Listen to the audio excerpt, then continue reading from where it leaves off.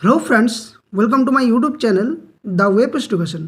सो friends, এই মুহূর্তে একটা গুরুত্বপূর্ণ আপডেট সেটা হচ্ছে রাজ্য সরকারের তরফ থেকে ডিএ মামলা সংক্রান্ত শুনানিতে স্টে চাওয়া হয়েছে এবং সেই জন্য বিভিন্ন যে সাংগঠনিকগুলো রয়েছে ডিএ মামলার যারা অতপ্রতভাবে জড়িত তাদেরকেও কিন্তু এই বিষয়ে চিঠি জানানো হয়েছে এবং সুপ্রিম কোর্টও সেটা নিয়ে স্টে অ্যাপ্লিকেশন চাওয়া হয়েছে। তো সুপ্রিম কোর্টে এই আবেদনের ভিত্তি কি, ডিএ মামলার শুনানি কি, তাহলে কালকে যেটা হওয়ার কথা সেটা কি বন্ধ থাকবে এবং বকেয়া ডিএ কর্মীরা কবে পাবেন, এই সমস্ত বিষয় নিয়ে এই ভিডিওর মধ্যে দিয়ে আপনার সামনে তুলে ধরার চেষ্টা করব। তো সকলে আপনারা ভিডিওর শেষ পর্যন্ত দেখবেন এবং যারা চ্যানেল নতুন ভিউয়ার্স রয়েছেন অবশ্যই বলবো চ্যানেলটি সাবস্ক্রাইব করে পাশে থাকা বেল নোটিফিকেশন করবেন, যাতে করে এই ধরনের সমস্ত গুরুত্বপূর্ণ নিউজ, কেস আপডেট, নোটিফিকেশন সংক্রান্ত তথ্য আপনার সামনে যথাসময়ে উপস্থাপন করতে পারি। তো চলুন বিষয়টি কী ঘটেছে একদম ডিটেলস আলোচনা করা যাক। তো দেখুন, সম্প্রতি আপনারা জানেন যে ডিএ মামলা সংক্রান্ত ব্যাপারে রাজ্য সরকারি কর্মচারীদের তরফ থেকে একটা মিসলেনিয়াস ফাইল করা হয়েছিল, যেটা বলা হয়েছিল যে এপ্রিল মাসের মধ্যে যে বকেয়া ডিএ মেটানোর নির্দেশ সেটা কিন্তু সুপ্রিম কোর্টের নির্দেশ মতো দেওয়ার কথা এবং সেখানে রাজ্য সরকারের তরফ থেকে অর্থাৎ বিদায়ী যে রাজ্য সরকার যারা ছিলেন তাদের পক্ষ থেকে কিন্তু এটা নিয়ে একটা ক্লিয়ারিফিকেশন জানার জন্য সুপ্রিম কোর্টে একটা আবেদন ফাইল হয়, যার ভিত্তিতে সুপ্রিম কোর্টের তরফ থেকে গঠিত যে 4 জন সদস্যের কমিটি, যেখানে ইন্দু মালহোত্রা তিনি নিজে যুক্ত রয়েছেন, সেখানে কিন্তু সুপ্রিম কোর্ট নির্দেশ দেয় যে এই 4 জন যে সদস্যের কমিটি রয়েছে তাদেরকে সময়ে সময়ে রাজ্যের অর্থ দপ্তরের তরফ থেকে সমস্ত তথ্য দিতে হবে এবং 2 কিস্তির মধ্য দিয়ে রাজ্যের সরকারি কর্মচারীদের যে বকেয়া ডিএ সেটা মেটানোর জন্য নির্দেশ দেওয়া হয়েছে এবং যার ভিত্তিতে কালকে অর্থাৎ আগামীকাল 6 মে এই মামলার শুনানি হওয়ার কথা ছিল। কিন্তু আপনারা সকলে জানেন যে এই মুহূর্তে সরকার রাজ্যের বদল হয়েছে, সেই পরিস্থিতিতে দাঁড়িয়ে একটা অন্যরকম পরিস্থিতি তৈরি হতে পারে, কারণ সেখানে অনেকেই যারা এই যে আধিকারিকগুলো রয়েছেন তারা কিন্তু পরিবর্তন হতে পারে, অনেক কিছু ডিফারেন্স অর্থাৎ পুরোপুরি চেঞ্জ হয়ে যাবে। সেক্ষেত্রে রাজ্য সরকার কিভাবে এই মামলার শুনানিতে কাকে দাঁড় করাবে, কোর্টে লয়ার হিসাবে কে থাকবেন, এই সমস্ত বিষয়গুলো একটার পর একটা প্রশ্ন জাগছে, যার ভিত্তিতে তথ্য উঠে আসছে যে সুপ্রিম কোর্টে ডিএ মামলার শুনানিতে স্থগিতাদেশ চাওয়া হয়েছে এবং এই নিয়ে আবেদনও করা হয়েছে। তো কি ঘটছে তার ডিটেলস আপনার সামনে এই ভিডিওর মধ্যে তুলে ধরছি, তাই আপনারা সকলেই ভিডিওটা শেষ পর্যন্ত দেখার চেষ্টা করুন। যতটুকু সাধ্য আপনার সামনে সঠিক তথ্য উপস্থাপন করার চেষ্টা করব। তারপরেও যদি কোনো ডাউট থাকে অবশ্যই আপনারা কমেন্ট বক্সে কমেন্ট করতে পারেন। এবং আরেকটা বিষয় বলে রাখি, এই যে ডিএ সংক্রান্ত মামলার ব্যাপারে এই মুহূর্তে দাঁড়িয়ে যে রাজনৈতিক বিষয়গুলো তুলে ধরা হয়েছে ভিডিওর মধ্যে, সেগুলো কিন্তু প্রাসঙ্গিক বিষয়, এটা নিয়ে কোনোভাবেই রাজনৈতিক রং লাগানোর চেষ্টা করবেন না ভিডিওর মধ্য দিয়ে এবং কোনোভাবেই রাজনৈতিক কমেন্ট করবেন না। তো চলুন কি বলা হচ্ছে একদম ডিটেলসভাবে জানার চেষ্টা করা যাক। তো দেখুন, সুপ্রিম কোর্টে রাজ্য সরকারি কর্মীদের বকেয়া মহার্ঘ ভাতা বা ডিএ মামলার শুনানিতে বা শুনানির যে ভবিষ্যৎ নিয়ে সেটা একটা নতুন আইনি পদক্ষেপ গ্রহণ করা হয়েছে। আগামী 6 মে অর্থাৎ আগামীকাল ভারতের সুপ্রিম কোর্টে এই মামলার একটি বিশেষ বেঞ্চে শুনানির দিন ধার্য ছিল, কিন্তু তার ঠিক আগের দিন অর্থাৎ আজকে রাজ্য সরকারের পক্ষ থেকে শুনানি পিছিয়ে দেওয়ার জন্য একটা আনুষ্ঠানিকভাবে আবেদন জানানো হয়েছে। স্থগিতাদেশের কারণ এবং বর্তমান পরিস্থিতি কী রয়েছে, তো রাজ্য সরকারের advocate on record Kunal Mimani supreme কোর্টের রেজিস্ট্রারের কাছে একটি বিশেষ নোটিশ পাঠিয়েছেন। এই নোটিশে অন্তত 3 সপ্তাহের জন্য মামলার শুনানি স্থগিতাদেশ রাখার আর্জি জানানো হয়েছে। তো এই যে স্থগিতাদেশ চাওয়া হয়েছে তার প্রধান কারণগুলি কী সেগুলো আমরা এক এক করে আলোচনা করার চেষ্টা করছি এবং যে কারণগুলো এই চিঠির মধ্যে তুলে ধরা হয়েছে সেগুলো আপনার সামনে নিয়ে আসার চেষ্টা করেছি। তো প্রথম যে বিষয় সেটা হচ্ছে নতুন নির্দেশনার প্রয়োজন, অর্থাৎ রাজ্য রাজনৈতিক যে পালাবদল আপনারা জানেন যে ঘটেছে এবং নতুন সরকার গঠনের যে প্রক্রিয়ার কারণে আইনি পদক্ষেপ যে রয়েছে তার জন্য প্রয়োজনীয় নির্দেশনার একটা সাময়িক সেটার অভাব দেখা দিয়েছে এই মুহূর্তে, যার জন্য এই কারণটা একটা। দ্বিতীয় যে কারণটা তুলে ধরা হয়েছে সেটা হচ্ছে সময়সীমার মধ্যে আবেদন, অর্থাৎ আইন দপ্তর এবং সংশ্লিষ্ট আধিকারিকদের সঙ্গে আলোচনার জন্য রাজ্যের পক্ষ থেকে 3 সপ্তাহের সময়ও চাওয়া হয়েছে।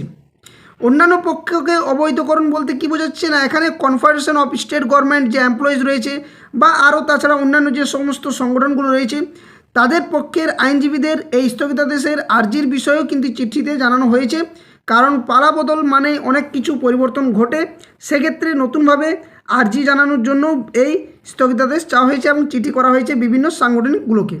তো মামলার বিবরণী এবং পূর্বনির্ধারিত সূচি কী ছিল, না, এটা যদি আমরা আমি এর আগে আপনাদের ভিডিও দিয়েছি আজকে এবং আগামীকালও দিয়েছিলাম সেই বিষয়ে।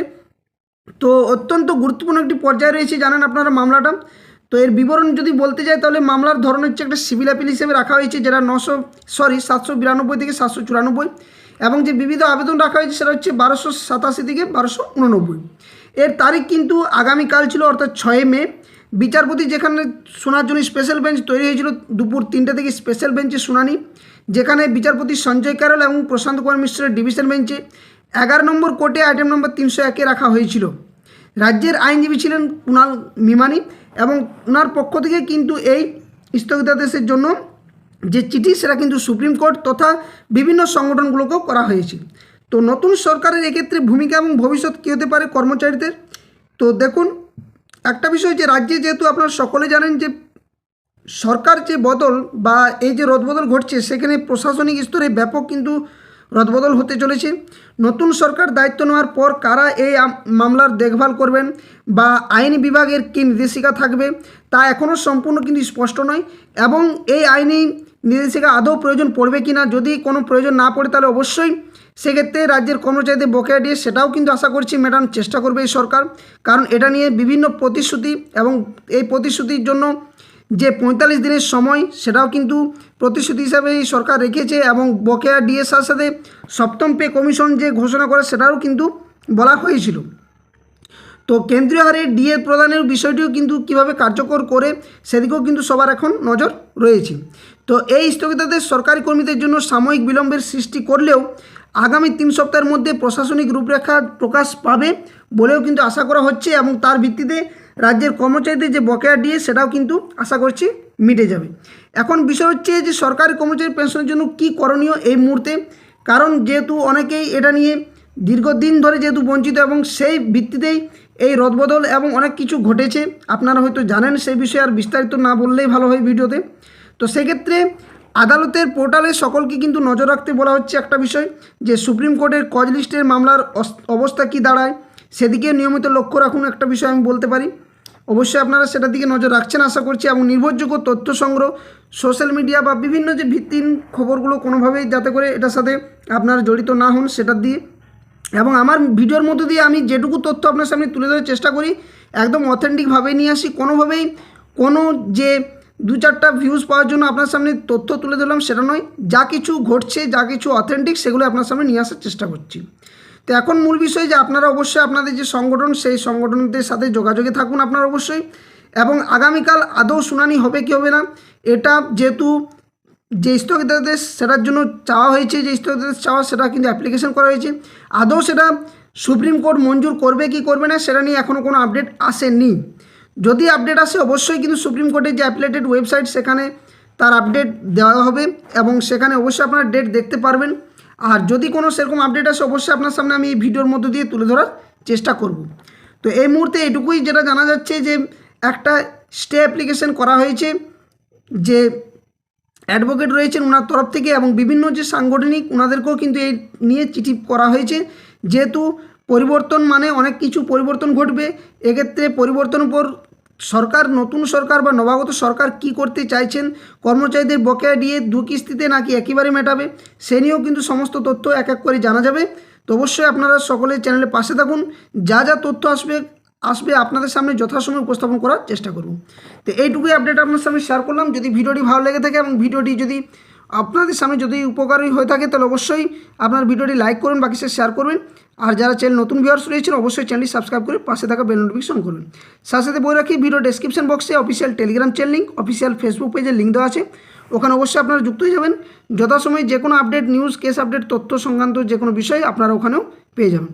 তো ভিডিওটা আর বেশি লম্বা করছি না, সকলে সুস্থ থাকুন, ভালো থাকুন, জয় হিন্দ, ধন্যবাদ।